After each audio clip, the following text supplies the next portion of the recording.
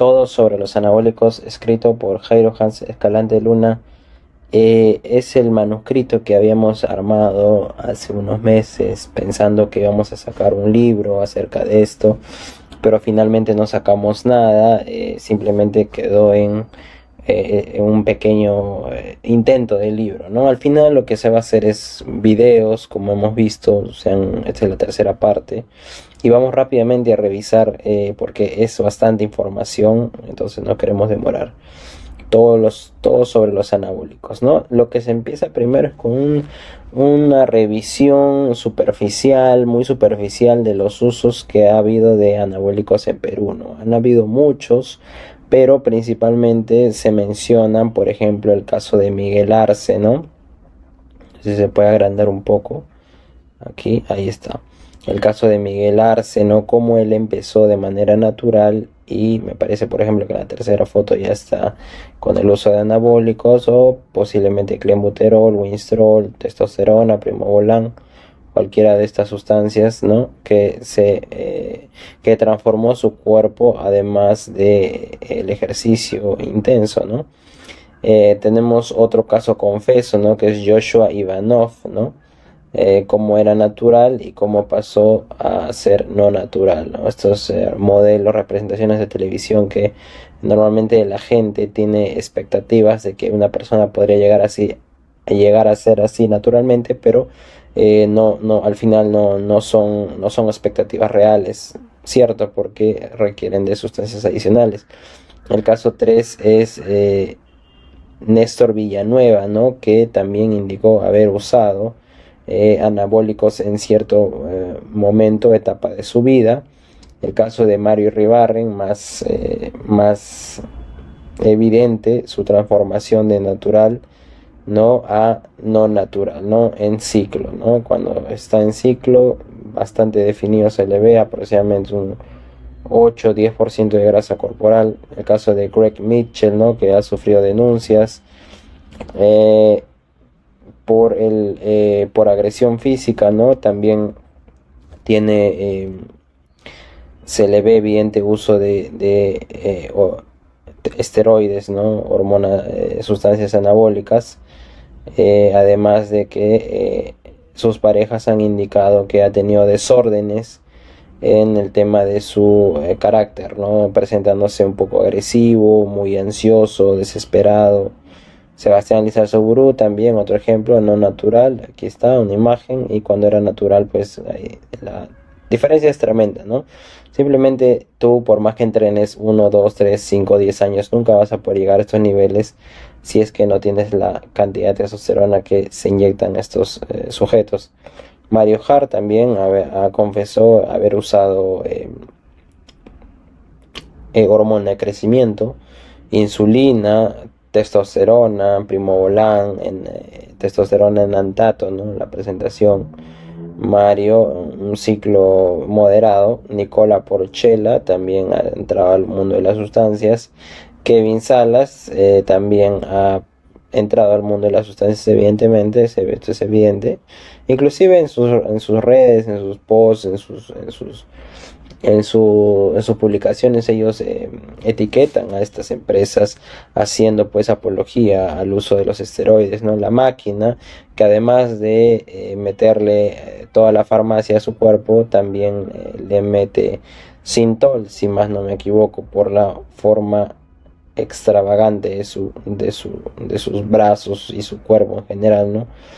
Que ni siquiera casi que se puede ver debido a la cantidad de tatuajes que tienen encima del cuerpo, ¿no? Cristian Domínguez también es confeso. Acá incluso la máquina es quien se le suministra de sustancias anabólicas a nuestro querido Cristian Domínguez, ¿no? Acá también mención honorífica para Barraza, ¿no? No recuerdo su nombre de este chico que se apellida Barraza, ¿no? Carlos Barraza, Tomate Barraza, ¿no? El Tomate Barraza también ha sido caserito de estas sustancias anabólicas, ¿no? Rafael Cardoso también usa sustancias anabólicas y así podríamos seguir, ¿no? En general, el 90-95% de las personas que salen en televisión para lo que es el show y el espectáculo se meten sustancias anabólicas. ¿Y cómo puedes determinar esto, no? Debido a que el crecimiento, uno de los factores para que tú determines si una persona está en sustancias, es el crecimiento muscular acelerado y repentino, ¿no? O sea, tú empiezas a entrenar en enero y en marzo, junio, julio, ya estás grande, tremendo y con un porcentaje de grasa bajo. Entonces eso ya da la sospecha de que puedes estar en sustancias, ¿no? Incluso hay personas que no hay necesidad de sospechar porque incluso ellos mismos lo dicen, pero en todo caso no lo digan. Hay factores que hay que considerar para poder sospechar que la persona sea natural o no, ¿no? Por ejemplo, acá tenemos casos femeninos como Yosmeri Toledo, que se metió también media farmacia encima, incluso hay reportajes donde se evidencia el cambio en su voz, ya que el uso de testosterona en mujeres en cantidades no controladas produce lo que es la masculinización de la voz, ¿no? El engrosamiento de la voz. Génesis Tapia también se ha metido un montón de cosas, aparte de sus cirugías, ¿no? Aumento de senos, uso de clenbuterol, winstrol, quizá hormonas tiroideas, por ahí. Melissa Loza se ha metido también un montón de cosas. Tiene un ciclo controlado al parecer. Alejandra Baigorria tiene masculinización, se ha metido cosas para bajar la grasa. Tiene cirugías además de eso, ¿no? Pero evidentemente se han metido sustancias todos estos personajes que mencionamos en la parte femenina. Ahora bien, ¿qué son los anabólicos? Los anabólicos son conocidos como esteroides anabólicos, sustancias sintéticas relacionadas con la testosterona, aumentar la masa muscular, bla, bla, bla. Ahora, ¿qué es la testosterona, el estrógeno y los andrógenos, los receptores androgénicos, ¿no? La testosterona es la hormona del hombre, así básicamente, ¿no? Se produce en los testículos. Si tú no tienes testosterona o dejas de producir porque te la administras exógenamente, entonces tus testículos van a bajar su tamañito y van a volverse chiquitito, ¿no? Entonces, es responsable de las características sexuales secundarias masculinas, como por ejemplo el vello. Cuando la persona se inyecta testosterona tiene más vello por todo el cuerpo, la voz se engrosa, no hablas más grueso, así como ¿me entiendes? Desarrollo muscular adicional. Y el estrógeno es la hormona, en este caso masculina, que se produce principalmente en los ovarios y es responsable de las características femeninas como los senos y las caderas, así como el ciclo menstrual. Ahora, hay que tener en cuenta que la testosterona se convierte, una vez ingresado en el cuerpo, a estrógeno y también a DHT. La conversión de estrógeno a DHT va a producir alopecia en el hombre, es decir, caída de cabello. Y la testosterona convertida a estrógeno, es decir, mediante la enzima aromatasa, el estrógeno se convierte en estrógeno que también necesita el hombre, pero cuando tú te metes cantidades ingentes de testosterona, las cantidades a convertirse de estrógeno pueden aumentar. ¿Y qué pasa cuando hay cantidades no requeridas en el cuerpo de estrógeno, en el cuerpo masculino? Bueno, lo que ocurre va a pasar es la ginecomastia, ¿no? Lo más común en los hombres es la ginecomastia, por eso que hay varios fisiculturistas que recurren a la cirugía como salida o solución a la ginecomastia que les da por el uso no controlado de testosterona exógena que se administra, ¿no? Entonces hay algunas sustancias que se pueden incluir en el ciclo para controlar esta conversión de testosterona a estrógeno, como por ejemplo el clomifeno, que lo que va a hacer es evitar esta conversión de estrógeno de testosterona a estrógeno, ¿no? Y ahora los andrógenos simplemente son las hormonas que incluyen a la testosterona, pero también a otras como la DHT que les mencioné, la hidrotestosterona, y responsable de... Uy, se está rayando. Y responsable del desarrollo de las características sexuales. Vamos con la siguiente, ¿no? Nos dice, ¿a qué se refiere el término androgenizar? Bueno, si el andrógeno el andrógeno es la hormona, es la hormona sexual masculina, la testosterona, junto con la DHT. Hay mucho lo que se habla que las sustancias androgenizan o son androgenizantes o dependen de los receptores andrógenos, ¿no? Entonces el término androgenizar se refiere al proceso de inducir o promover características sexuales masculinas, ¿no? O sea, se refiere a la parte masculina, ¿ok? ¿Cuáles son los valores normales de testosterona en hombres y mujeres? A ver, rapidito. En hombres va de 300 a 1000 Ng. Listo. Y en mujeres va de 15 a 70. Por eso es que hay esas mujeres que dicen, no, que yo no me voy a meter como el hombre que se mete 500, se mete 800, se mete 1000. Yo solamente me voy a meter 200 o 300. Si el hombre se mete 500, yo me meto 200. 200 ya es casi 10 veces o 20 veces la cantidad que tú tienes naturalmente, lo cual es mucho.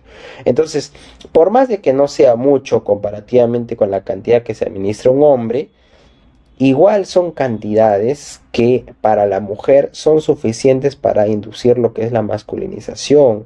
Entonces la masculinización se va a dar, de una u otra manera se va a dar. Tienes que tener un asesoramiento profesional de alguien que te indique claramente cuánto es lo que tú deberías tomar para poder controlar el tema de la masculinización o qué sustancias, ¿no? Por ejemplo, los SARMs que se han probado que pueden masculinizar menos que las sustancias anabólicas normales o tradicionales, pero igual hay que tener cuidado porque los SARMs en medidas no controladas también van a poder androgenizar en las mujeres, ¿ok?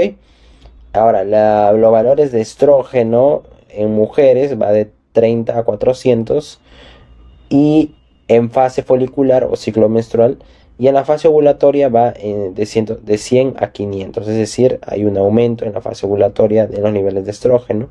Y en los hombres va de 10 a 40, niveles superiores a 40 pg por mililitro van a producir ginecomastia en el hombre. Ahora, ¿qué es el estradiol? El estradiol es una forma de estrógeno, que es la principal hormona femenina. El estradiol es producido en los ovarios y en menor medida en los testículos de los hombres. ¿Listo? El estradiol, ¿cuál es la función? Mantenimiento de las características secundarias femeninas, así como la regulación del ciclo menstrual, densidad ósea y otros procesos fisiológicos.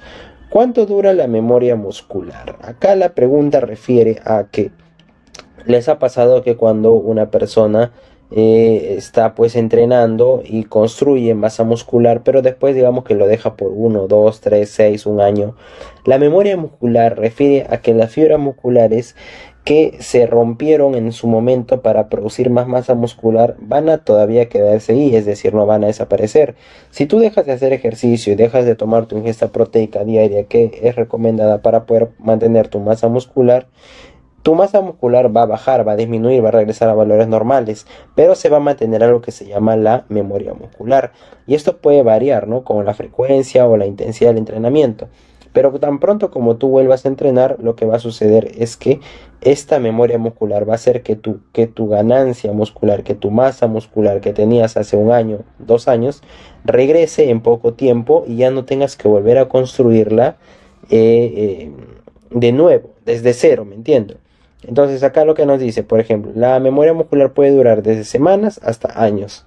Y los estudios sugieren que incluso después de un periodo de inactividad, los músculos pueden recuperar su fuerza y tamaño de manera más rápida que durante el proceso inicial. Esto es lo que se conoce como la memoria muscular. ¿Quiénes deberían usar anabólicos? Las personas que deberían usar anabólicos deben cumplir los siguientes requisitos. Deben ser primero mayores de edad. Hay ahora una moda, una tendencia tremenda, ¿no? de que los chicos empiecen a consumir anabólicos desde 13, 14, 15 años, lo cual es muy peligroso para ellos y que refleja un descuido grandísimo de los padres en este caso, ¿no? Hay que tener madurez mental y emocional, lo cual ya acá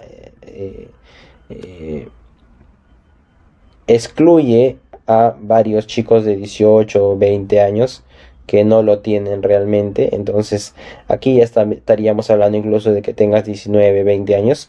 Una disciplina y constancia que se desarrolla con el entrenamiento, con los años de entrenamiento. Tienes que tener dinero para las analíticas y controles médicos durante toda tu vida. Es decir, el consumo de esteroides o de sustancias anabólicas y los controles médicos o analíticas que estos te representan, te van a acompañar por el transcurso de toda tu vida, porque recuerda, tan pronto como tú te inyectes testosterona en el cuerpo, ya no lo vas a poder dejar.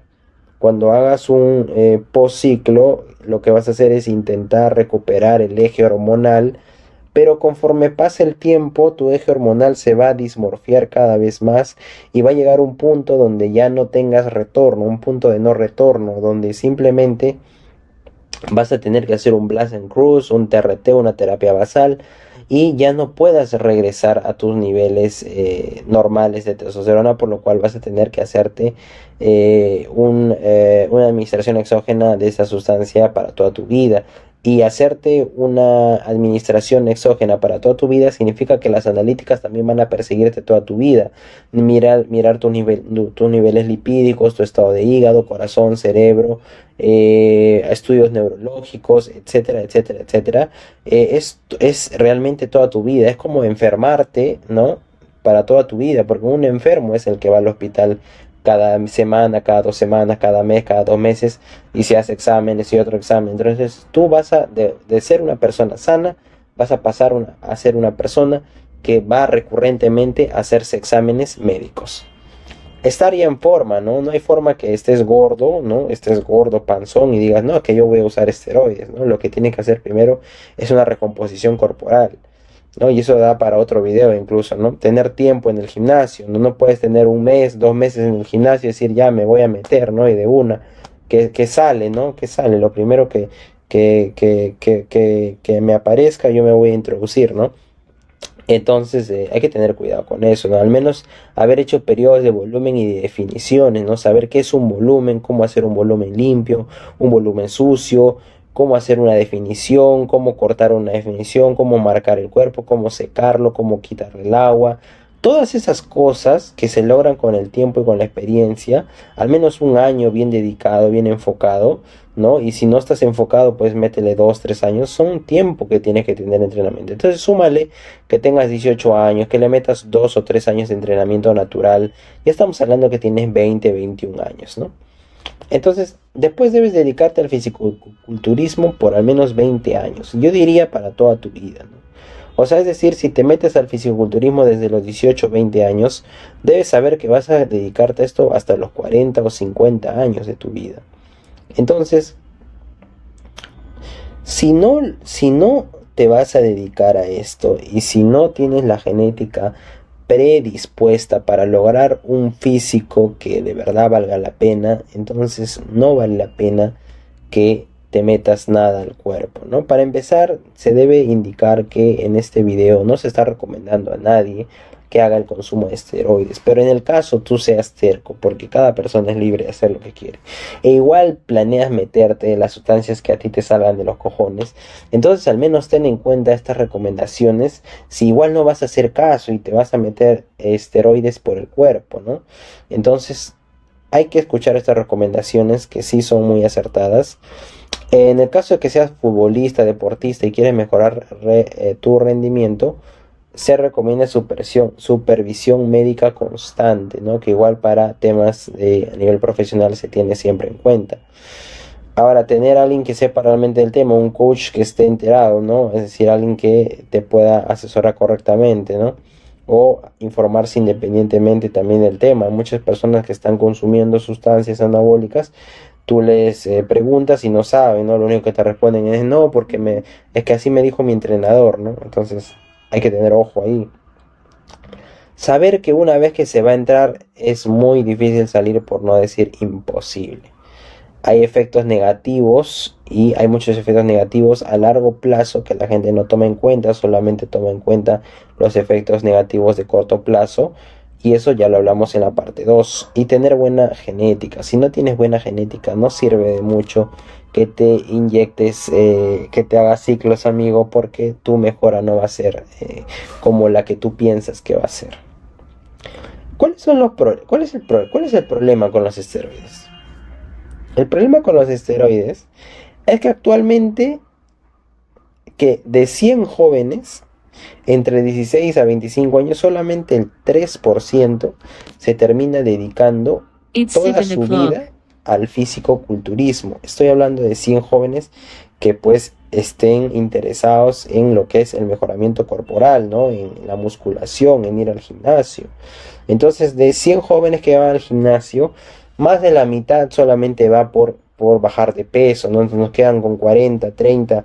De los 40, 30, algunos van a querer ciclarse, meterse sustancias, pero no todos quieren dedicarse enteramente al fisiculturismo. Digamos que de ahí 20 querrán meterse al fisiculturismo, pero de los 20 solamente 10 o menos de 10, diría 5, tienen buena genética y quieren meterse al fisiculturismo. Entonces estamos hablando de 4 o 5 personas, estamos hablando de un 4%, y aquí en el texto se refiere solamente un 3% que tienen una genética decente para poder competir, que quieren ciclarse y que van a poder llegar a un nivel profesional en el deporte del fisiculturismo.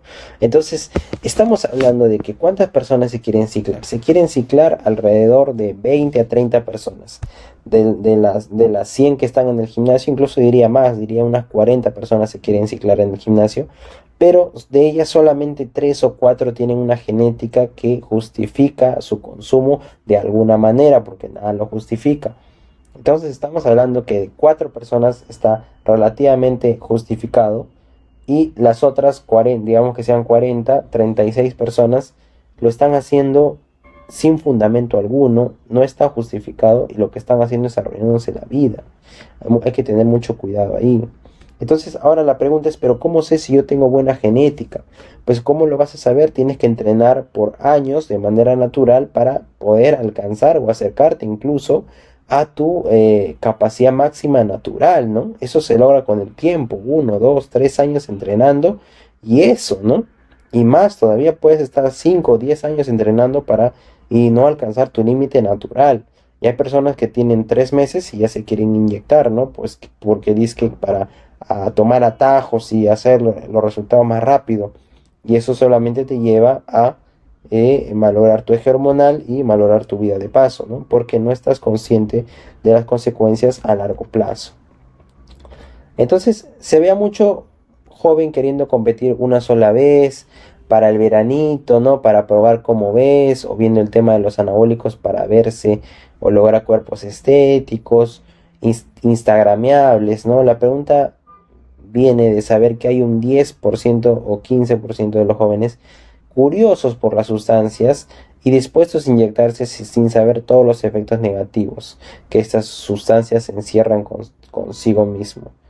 Y no se hacen analíticas, no hacen preciclo, no hacen un posciclo, se debe hacer analíticas antes, durante y después. No saben la predisposición genética que tienen, si tienen predisposiciones a tumores, fallo cardíaco, fallo renal, fallo hepático, etcétera, etcétera, etcétera. No saben si tienen predisposición a tener alopecia, a tener tumores cancerígenos, etcétera, etcétera, etcétera. La ignorancia es aún más peligrosa que los anabólicos per se, y esto es cierto.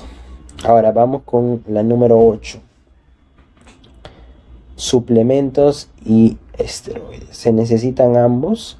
Hay que tener en cuenta en este caso que los suplementos son independientes a los esteroides, ¿no?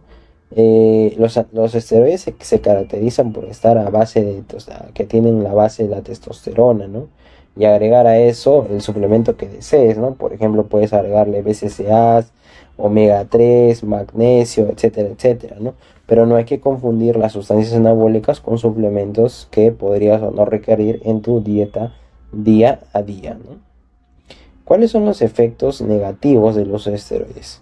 Los esteroides tienen varios efectos negativos, y eso ya lo hemos hablado en el video número 2, ¿no? Pero vamos a resumir, ¿no? Tienes problemas de salud mental como depresión, te puede dar depresión, agresividad, irritabilidad, puede causar daño hepático, problemas cardiovasculares, aumento de la presión arterial, riesgo de enfermedad cardíaca, alteraciones del sistema endocrino, supresión de la producción natural de testosterona, causar efectos secundarios como acné severo, calvicie, crecimiento excesivo del vello corporal en hombres como en mujeres, cambio de la voz en mujeres, masculinización del rostro, agrandamiento mandibular. Importante que estos compuestos sean solamente bajo supervisión médica.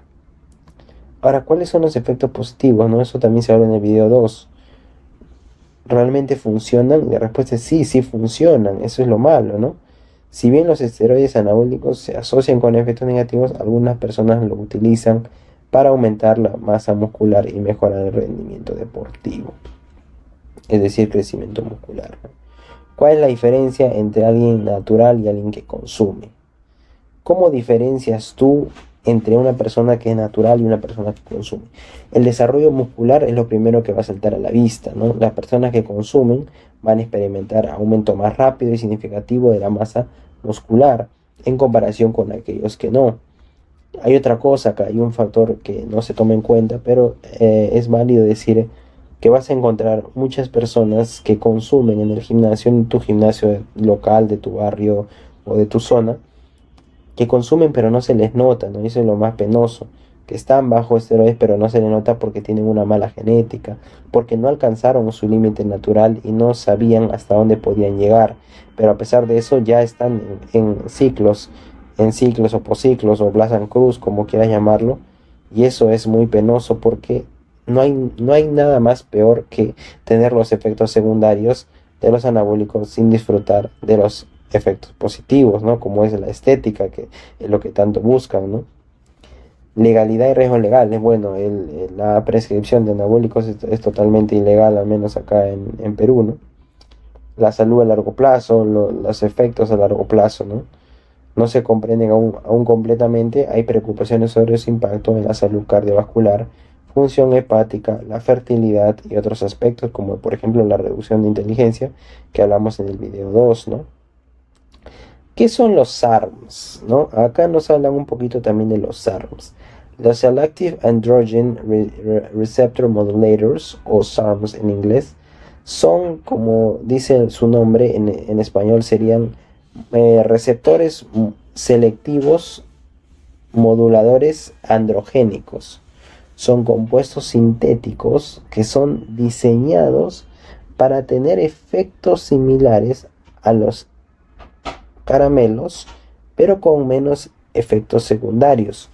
Como tienen receptores selectivos, lo que hacen es que no atacan o no se meten tanto con los receptores androgénicos en el corazón, de tal manera que no haya pues el tema de la ansiedad o la taquicardia o la depresión o los fallos cardiovasculares, sino que se centren en los receptores androgénicos en el brazo, en el pecho, en la espalda, ¿no? Entonces eso es más básicamente el trabajo que tienen los SARMs. Nos dice, ¿no? Se han estudiado principalmente para su potencial uso en el tratamiento de condiciones como la osteoporosis y el cáncer de próstata, así como para mejorar el rendimiento deportivo. Ahora, hay que tener en cuenta que los efectos secundarios de los SARMs no están lejos de la supresión del eje hormonal.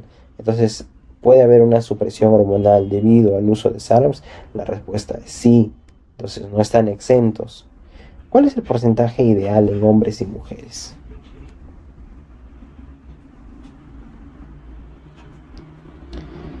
Para hombres, un nivel 3 a 4% sería un nivel muy bajo, en el cual se sufre bastante porque hay una falta de energía tremenda.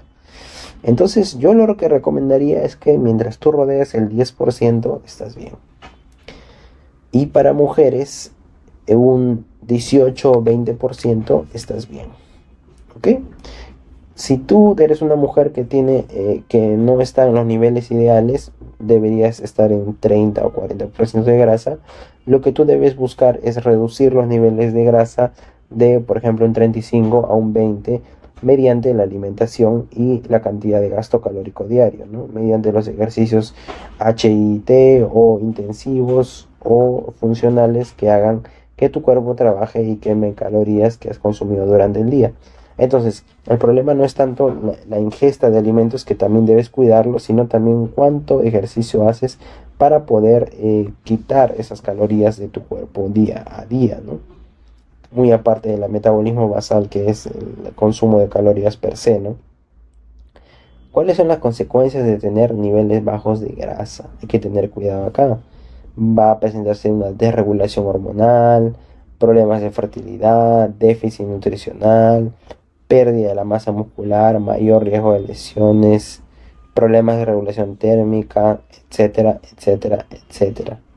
Entonces, hay que tener cuidado con cada una de estas consecuencias de tener niveles bajos de grasa. No es fácil, chicos, no es fácil. Porque a algunas personas les es muy difícil perder grasa. Aquí vamos a hablar de, por ejemplo, la dieta hipocalórica. Lo primero que tienes que hacer es tener una dieta hipocalórica donde la energía gastada sea mayor a la energía ingerida. Tan simple como eso. ¿Ok? En la energía ingerida lo que vas a meterle son tus proteínas, tus grasas y tus carbohidratos. Cumplir con tu macro de carbohidratos, llegar a tus grasas y tus carbohidratos. Para eso vamos a hacer otro video y lo voy a apuntar acá de una vez.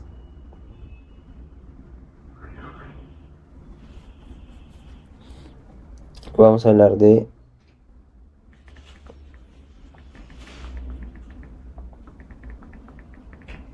listo. Para poder tener la energía ingerida por debajo de los niveles de la energía gastada, ¿no? Ahora, la comida orgánica no es la mejor siempre. Lo que va a ser mejor es la comida que a ti mejor te funcione en relación con los objetivos que tienes, ¿no? Entonces, no necesariamente lo más caro y lo más orgánico va a ser lo mejor, sino quizá comida que esté en el mercado, correctamente lavado y desinfectado, te puede servir para tus objetivos saludables en este caso, ¿no? Aquí, entonces el punto 3 no es perder peso, es perder grasa, ojo con eso. La carga es mayor que el cardio, pero para fines de bajar de peso no debes descuidar el cardio. ¿Ok?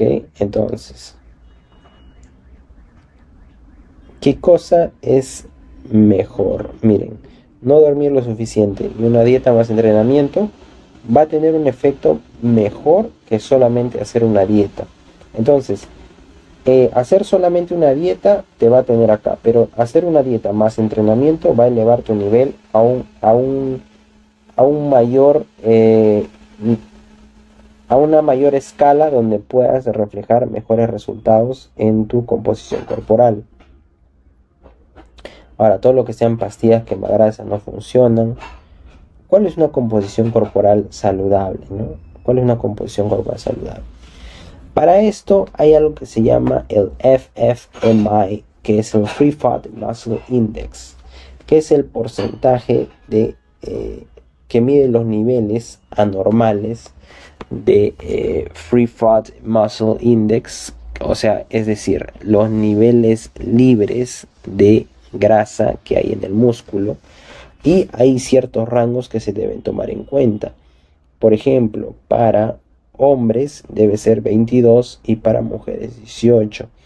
¿Qué pasa cuando tu nivel de Free Fat Muscle Index, tu FFMI, es por niveles anormales a los que están estipulados acá?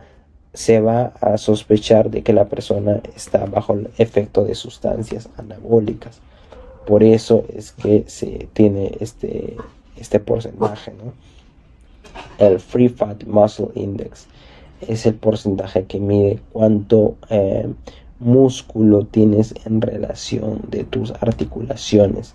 Entonces lo que es un índice que te va a decir, ok, la cantidad de músculo que tienes se condice con las articulaciones que tienes, o tal vez tienes mucho más músculo de lo que tú deberías producir naturalmente, lo cual puede interpretarse con un consumo de anabólicos. Ok, y eso ocurre en la mayoría, no es todos los casos, pero es la mayoría. ¿Cuánto tiempo debe durar la definición? Una definición debe durar entre 3 a 6 meses. ¿Ok? Y el volumen sí puede durar un poco más. ¿Cómo iniciar en volumen? Entonces, habíamos indicado que en hombres el volumen debería estar entre 8 a 12% y en mujeres entre 18 a 22%. Entonces, me parece acertada esta idea. La pregunta es, ¿qué niveles o qué debemos hacer? ¿Primero un volumen o primero una definición? O primero hacemos una recomposición corporal, ¿no? Entonces, ¿qué es lo que vamos a hacer? Entonces aquí más o menos tienen un chart donde ven ahí el cuadro de los hombres. Entonces tienen que ver más o menos por dónde están. Aquí en esta imagen de acá del señor gordo estamos en un 40-50% de grasa. Aquí ya bajamos a un 30-40% y al final llegamos a un 20% de grasa corporal. Aquí ya tenemos un 20, 18, 16, 15 y finalmente un 14 de grasa corporal. Listo. Entonces, en las mujeres también empezamos con empezó con un 50-60%, bajó un 50, un 40, 30 y finalmente un 20%, que es lo que hace a la mujer súper delgadita y súper desinflamada, que es lo que se busca al final, ¿no? Entonces, ¿qué es lo primero que debemos hacer? Un volumen, una definición. Lo ideal es iniciar en volumen. ¿Por qué? Porque cuando tú haces un volumen, lo que vas a hacer es una carga muscular que te va a generar todo lo que tú necesitas para poder hacer una quema de grasa sostenible y que no haya ningún inconveniente con eso. Entonces hay que tener en cuenta lo que son las ganancias musculares que se tienen a través del tiempo, para que luego en una definición lo único que tú alimentes son los músculos que tú tienes ya trabajados en el cuerpo, más no esas calorías se vayan a tu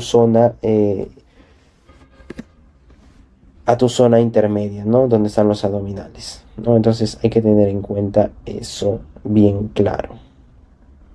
¿Ok? Después nos dicen, ¿cuál es la rutina ideal? Hay muchos tipos de rutina ideal. Nosotros lo que recomendamos es el PPL, ¿no? PPL, ¿no? Entonces ahí hay que ver, ¿no? Entonces la rutina ideal es, en este caso tenemos varios tipos, ¿no? Tenemos por ejemplo un PPL, que es un push pull leg, tenemos up low, que es todo arriba, todo abajo, y después tenemos un full body y un off, ¿no? Esto va a depender mucho de las exigencias de cada persona, de lo que cada uno plantee que le parece mejor, lo que te funcione mejor. En mi caso personal, por ejemplo, yo practico un PPL, que es un push pull leg. Ahora recuerda, más repeticiones te van a hacer ganar más resistencia, pero más peso te va a hacer ganar más fuerza. Entonces depende de eso básicamente. Vamos con el punto número 20. Dice, ¿tener más músculo es igual a más fuerza? No necesariamente la respuesta, ¿no? Aunque hay una correlación entre la fuerza y la masa muscular, tener más fuerza no significa siempre tener más músculo, ¿no? La fuerza muscular depende de varios factores, además del tamaño, ¿no? Como la eficiencia neuromuscular y la coordinación intramuscular y la capacidad de reclutamiento de unidades motoras. Entonces es posible que una cantidad moderada de masa muscular sea muy eficiente en reclutar esos músculos para producir fuerza, lo que resulta en una fuerza relativamente alta. Del mismo modo, alguien con una gran masa muscular podría no tener una fuerza proporcional si su sistema neuromuscular no está bien o si no puede reclamar eficazmente por ella. Vamos con la pregunta número 21. Entonces aquí ya quedó claro, más músculo no es más fuerza necesariamente. ¿Qué tiene que ver el hiper y el hipotiroidismo en el control de peso? Acá hay que tener en cuenta algo bien claro. El hipertiroidismo va a ser donde la glándula tiroides se produce en exceso, sobre todo la T3 y la T4, las hormonas T3 T4, lo que va a aumentar el metabolismo y provocar una pérdida de peso que no se desea. A pesar de tener apetito de aumentar y el aumentado, las personas con hipertiroidismo tienden a tener hambre, ¿no? Entonces las personas con hipertiroidismo pueden No, a ver. Entonces, en el hipertiroidismo, lo que va a pasar es que las personas pueden experimentar una mayor frecuencia cardíaca, sudoración, nerviosismo, irritabilidad y otros síntomas asociados. ¿Listo? Entonces, vamos a ir con el hipotiroidismo, que lo que hace es lo contrario. La glándula tiroides se va a producir en cantidades insuficientes, lo que va a ralentizar tu metabolismo y por lo tanto un metabolismo más lento significa ganancia de peso. Las personas con hipotiroidismo suelen experimentar fatiga, sensibilidad al frío, estreñimiento, piel seca, depresión y otros síntomas asociados, ¿no? Listo. ¿Qué es la sarcopenia? La sarcopenia, chicos, no es otra cosa sino la pérdida progresiva de masa muscular y fuerza que ocurre conforme el envejecimiento. Entonces, ojo ahí con la sarcopenia. ¿Cómo saber si estoy bien hidratado? Bueno, esta pregunta se responde por el color de la orina, la frecuencia urinaria, cuántas se tienes al día, el estado de tu piel, tu nivel de energía. Si no tienes energía, toma agua. Si tu piel no es muy elástica, toma agua. Si te hace cada rato, toma agua. Si tu frecuencia urinaria es muy poca, toma agua. Si tu orina es fuerte, color amarillo, toma agua. Entonces lo que tú tienes que hacer es tomar agua para poder tener una orina más distribuida y saludable. En el 4 nos dice, es necesario, la pregunta 24 nos dice, ¿es necesario tomar proteína y BCAAs? ¿Qué tan necesario es, no? Entonces esto va a depender mucho de tus objetivos y necesidades individuales. En general, si tú consumes una dieta equilibrada, que incluye fuente de proteínas de alta calidad, no va a ser necesario que consumas las proteínas como suplemento, ¿no? Entonces ya esto se consume por un tema de que no te alcanza el tiempo, en tu dieta ya no quieres procesar más alimento y los shakes, los batidos o la proteína con agua es mucho más fácil de digerir, ¿no? Entonces, eh, cuándo tomar proteína o BCAA o tomarlo en consideración, ¿no? Cuando tienes entrenamientos intensos, tienes una dieta restringida en calorías, tienes novedades o necesidades dietéticas específicas, ¿no? Algunas personas como vegetarianos pueden beneficiarse, ¿no? Como suplementos de los BCAAs para asegurarse de obtener cantidades adecuadas de aminoácidos esenciales en su dieta, ¿no?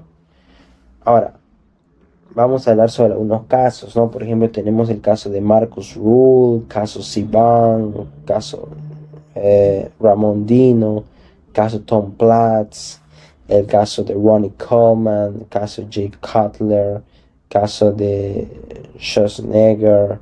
Entonces, todos estos casos, chicos, son casos muy conocidos que por tema de video no lo vamos a como que a tratar cada uno, quizá en un próximo video si es que tiene acogida el video, pero si no, son casos para que ustedes puedan revisar, ¿no?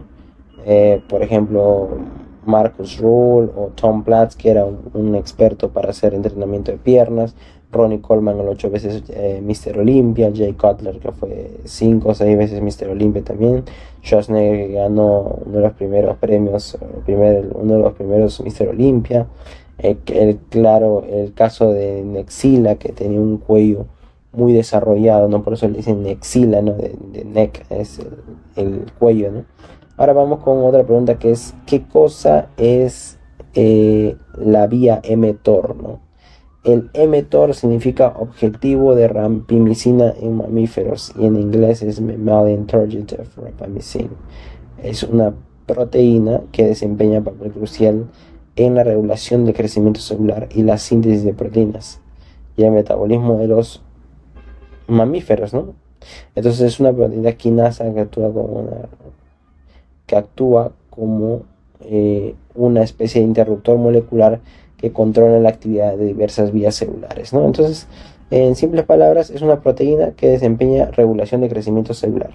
Entonces, desencadenar la vía mTOR es imprescindible para que haya una regulación del crecimiento y la proliferación celular. Desde la proteína muscular es donde autofagia, un proceso de reciclaje celular y la respuesta inmunitaria. ¿Ok? Además, mTOR está implicado en variedad de procesos fisiológicos, incluyendo el desarrollo embrionario, actividad de mTOR.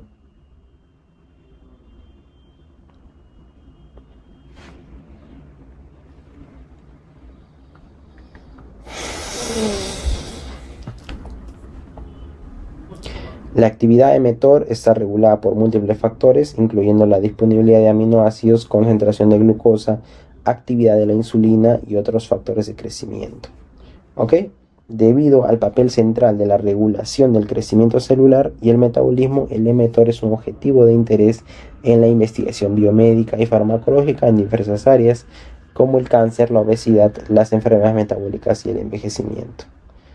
Beneficios del ayuno intermitente, ¿no? Va a haber una baja de la inflamación, un aumento de la lipólisis, un aumento de la microbiota y un aumento de la autofagia. Por lo tanto, también va a haber una absorción de nutrientes, una grelina, una leptina y una insulina. También va a aumentar nuestra pérdida de peso, lo cual es genial. En la pregunta 34 nos dice, ¿qué ocurre en personas que hacen un ayuno mayor a 18 horas? Lo que va a suceder es el ayuno y la biogénesis mitocondrial. La autofagia, que es la propia alimentación de la célula con sus propias células que son desechables, lo que va a generar es simplemente una renovación de las células viejas y una renovación de las nuevas células que van a ingresar a tu cuerpo, lo cual es muy beneficioso para todo tu organismo. Entonces lo que va a hacer simplemente es una reducción del envejecimiento celular en este caso, y va a proteger la neurodegeneración a sí mismo. Va a promover una renovación celular, eso es lo que va a generar la autofagia. Y pues hay que tener mucho cuidado con los tiempos de ayuno en todo caso, porque no se vayan a pasar ya resultando perjudiciales para la persona, ¿no? Entonces hay que tener en cuenta esto básicamente, ¿no? Hay una creación de nuevas mitocondrias, lo cual es beneficioso para el cuerpo humano, y a un aumento de la capacidad aeróbica, así como la recuperación muscular. Bueno, siguen los casos de análisis, ¿no? Que no lo vamos a hacer ahora, ¿no? Como el caso de Wayne, caso Thor, caso John Cena, caso Toretto, caso Batista. Todos estos casos conocidos de uso de sustancias anabólicos en el mundo a nivel de películas, cines, artistas, ¿no? ¿Cómo lograr un cuerpo sobrenatural, ¿no? La pregunta 40. Para lograr un cuerpo sobrenatural es necesario hacer cosas sobrenaturales. Es decir, no es posible de forma natural. Es decir, hay que hacer cosas imposibles. Conseguir masa muscular si es que no se consumen anabólicos, en el mejor de los casos, si tienes una excelente genética, que solamente es un grupo reducido, menos del 10%, se pueden lograr resultados excepcionales con una dieta y ejercicio riguroso y siendo muy disciplinado con el deporte que estás practicando. Entonces la otra gran mayoría no lo va a tener tan fácil, y la genética es promedio, lo que va a decir que con una dieta y ejercicio diario va a tener un cuerpo promedio, y eso es lo que muchas personas no están dispuestas a aceptar, y por eso es que consumen sustancias anabólicas, ¿no? Entonces dice, ¿no? Acá se necesita trabajar cierta parte del cuerpo más que otros, y en otros aspectos aceptar que ciertos grupos musculares tendrán cierta forma y no cambiarán, ¿no? Hay cierta genética incluso en grupos musculares, ¿no? Donde por ejemplo se puede ver que de tal persona su pecho no crece tanto, o sus tobilleras no crecen tanto, o los gemelos no crecen tanto, por más que le metan los cuádriceps no crecen tanto. Son las perspectivas o casos particulares de cada uno, ¿no? Entonces no tiene que ver necesariamente con todos, ¿no? Ok.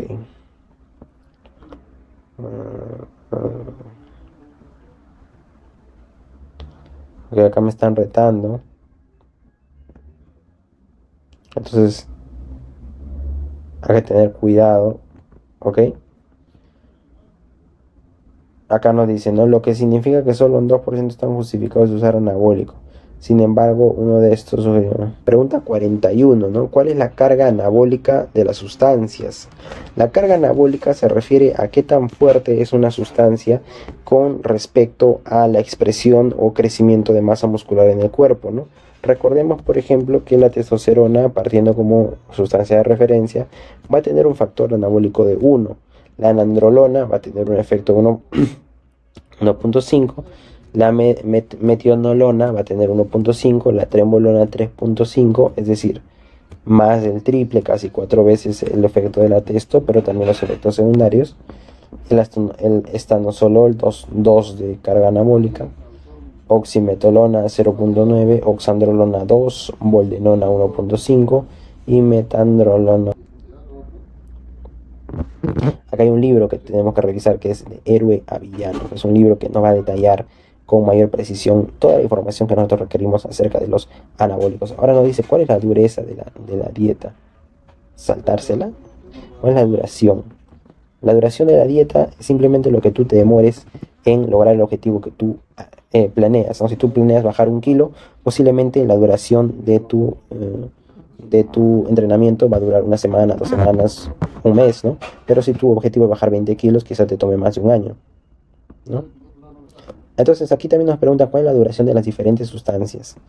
Recuerden que el tiempo de vida de los esteroides, en este caso, es corto, pero en cada presentación o variante varía, ¿no? Entonces, hay presentaciones, ¿no? Por ejemplo, la testosterona tenemos testosterona enantato, cipionato, propionato, primobolan, que lo que van a hacer es que cada sustancia va a tener cierto tiempo de vida en el cuerpo, que puede ir desde 1 semana, 2 semanas, 3 semanas, y entonces hay que saber qué productos tomar previo a la competición para que llegado a la competición te salga que ya no estás en la sustancia, sino que vayas más relajado, más tranquilo hacia la competición. Pero hay sustancias que, por ejemplo, si tú te metes 1 semana antes de la competición y son sustancias de larga vida en sus formas injertas en el cuerpo, lo que van a hacer es que después de la competición sigas con el efecto anabolizante y no es lo que queremos, sino es queremos hacer un post-ciclo adecuado donde ya no tengas intervención de sustancias exógenas, ¿no? En la 43 nos dicen cuáles son los efectos adversos. Bueno, ya lo hemos visto, ¿no? Disfunción sexual, atrofia, acné, insomnio, ya lo hemos revisado y etcétera, ¿no? Bueno, chicos, vamos a dejarlo por aquí el video. Hay más preguntas, ¿no? Por ejemplo, cómo se mide la salud del hígado, ¿no? Midiendo las transaminasas, el ALT, AST, supresión de las gonadotropinas, pérdida de fertilidad. Entonces, chicos, si quieren, miren, y tenemos cuántas preguntas más para hablar un montón. Miren, acá he anotado un montón de más todavía: la muerte súbita, el clenbuterol, creacionista de colágeno en el corazón, fórmula secreta no existe, culturismo junior, el culturismo junior, ¿no? Que es el culturismo desde pequeño, ¿no? La neurotoxicidad. Si quieren que hablen de todos estos temas, chicos, si este video llega a 100 likes, lo cual no creo que llegue, a la justa llegará a 10, pero si este video llega a 100 likes, nos comprometemos a seguir hablando de estos temas. En caso no llegue, bueno, el video queda aquí y todos estos temas se pueden desarrollar más en detalle, ¿no? Si pues se siguen desarrollando con respuestas actualizadas, pero en caso ustedes lo requieran, si no, el video queda aquí, ¿no? Pero es muy interesante, el tema es muy muy amplio, por eso que se planea hacer un libro y no sé si algún día se va a hacer, ¿no? Entonces ahí pues cómo identificar a una persona que no es natural, tenemos todo lo que son pistas, guías, todo para poder darle la información a la persona que lo requiera, ¿no? Casi 100 preguntas, ¿no? La última, ¿no? ¿Funciona la metiltestosterona? ¿Y cuál es el daño hepatotóxico que genera, ¿no? Entonces, wow, es un montón de información, chicos. Ya vamos a llegar a la hora, no quiero extenderme más. He resuelto la mayoría de las preguntas de nuestro librito, pero pues el tiempo nos ha ganado. Ya como les comenté, si quieren que siga hablando de este tema, háganmelo saber en los comentarios. Y si no, pues vamos a hablar de otros temas también que requieren nuestra atención, como es la libertad financiera, la educación financiera, el bienestar en general y nuestro curso que se viene de marketing para mulas. ¿Ok? Listo, chicos, eso es todo. Mi nombre es Jairo Hans y nos vemos en un siguiente video.